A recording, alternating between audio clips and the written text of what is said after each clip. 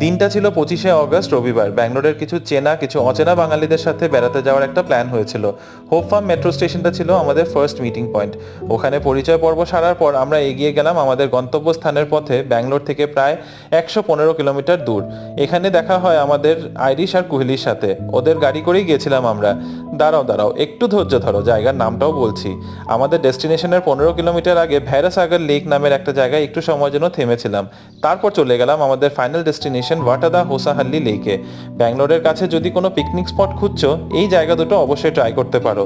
গাড়ি নিয়ে একদম লেকের কাছে দাঁড়ানো যায়, সামনে লেক, পেছনে ছোট্ট পাহাড়, অপূর্ব দৃশ্য। আমরা বিকেলের দিকে গেছিলাম, তাই ঠিক পিকনিক না, স্ন্যাক্স পার্টি করেছিলাম। ছিল পাফ বা প্যাটিস, স্পঞ্জ কেক আর কোল্ড ড্রিঙ্কস। টুকিটাকি খাওয়া দাওয়া, মন ভরে আনন্দ আর অনেকের সাথে নতুন পরিচয় করে ফিরে আসলাম বাড়ি।